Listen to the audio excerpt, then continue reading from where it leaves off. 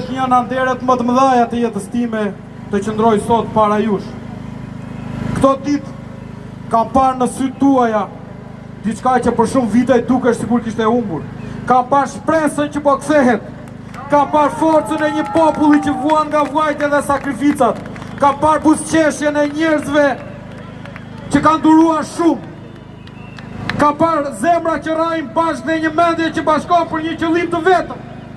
Një Shqipëri me dignitet, një Shqipëri me drejtësi, një Shqipëri ku askush mos të ndihet qytetari dorës së dytë, një Shqipëri ku tjersa e njeriu të ketë vlerë, një Shqipëri ku fëmijët të mos rriten me ëndra për të larguar, një Shqipëri ku fëmijët të rriten këtu, në këtë vend. Në vitin 1991 ne nuk rrëzuam vetëm komunizmin.